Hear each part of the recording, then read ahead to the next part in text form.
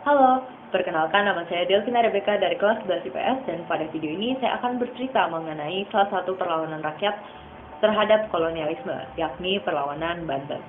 Posisi Banten yang strategis sebagai bandar perdagangan internasional mendorong Belanda untuk menguasai Banten. Berbagai upaya pun dilakukan, namun tidak membuahkan hasil sehingga VOC selaku kongsi dagang milik Belanda pun mendirikan bandar di Batavia pada tahun 1619. Semenjak itulah terjadi persaingan yang tajam antara Banten dengan Batavia dalam memperebutkan posisi sebagai bandar perdagangan internasional. Pada tahun 1651, Pangeran Surya atau yang lebih kita kenal dengan Sultan Ageng Tirtayasa naik tahta di Kesultanan Banten. Beliau berusaha memulihkan posisi Banten sebagai bandar perdagangan internasional sekaligus menandingi perkembangan VOC di Batavia. Hal itu diupayakannya dengan membangun hubungan dagang dengan negara-negara Asia seperti Persia, Benggala, Cina, Tonkin, dan Siam, serta mengundang para pedagang Eropa seperti Inggris, Portugis, Prancis, dan Denmark. Sayangnya, VOC tidak suka dengan perkembangan Banten. Oleh karena itu, VOC melakukan blokade terhadap jungjung Cina dan kapal-kapal dagang dari Maluku yang ingin menuju Banten. Hal itu bertujuan untuk melemahkan peran Banten sebagai bandar perdagangan. Sultan Ageng Tirtayasa dan rakyat Banten tentunya tidak tinggal diam. Sultan Ageng mengirim beberapa pasukannya untuk mengganggu kapal dagang VOC dan menimbulkan gangguan di Batavia. Sedangkan rakyat Banten sendiri merusak beberapa kebun tebu milik VOC guna memberikan tekanan sekali.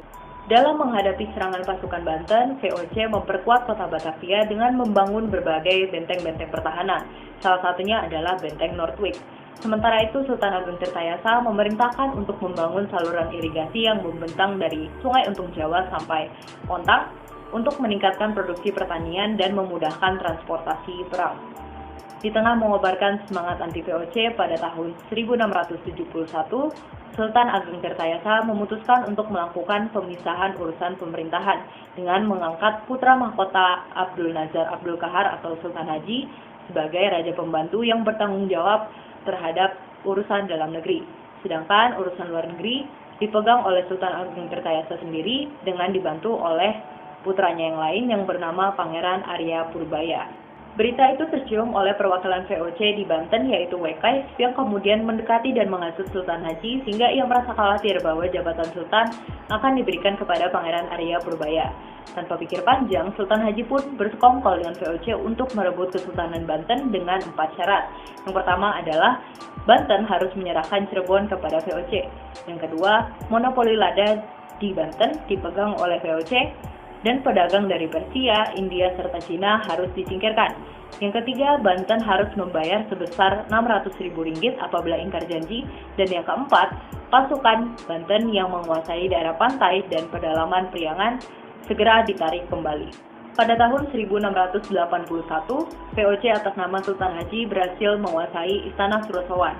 Sultan Ageng Tirtayasa kemudian mendirikan istana baru yang berpusat di Tirtayasa dan berusaha merebut kembali Kesultanan Banten. Pada tahun 1682, pasukan Sultan Ageng Tirtayasa berhasil mengepung istana Surosowan namun dapat dipukul mundur oleh bantuan tentara VOC.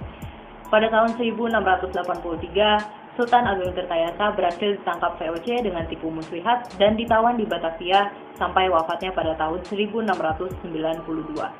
Walaupun demikian, semangat juang beliau tidak pernah padam. Ajarannya untuk selalu menjaga kedaulatan negara dan mempertahankan tanah air dari dominasi asing terus dilestarikan oleh para pengikutnya. Terbukti pada tahun 1750, berkobar perlawanan yang dipimpin seorang ulama terkenal bernama Kitapa yang berhasil menganjurkan gabungan pasukan VOC dengan tentara kerajaan. Pada tahun 1751, VOC mengerahkan pasukan dalam jumlah yang sangat besar untuk mengepung pasukan Kitapa dan Ratu Bagus yang membantunya. Meskipun sempat terdesak, keduanya berhasil meluaskan diri dan pergi ke hutan untuk melancarkan perang gerilya. Kitapa menjadi simbol kekuatan Banten yang tak terkalahkan.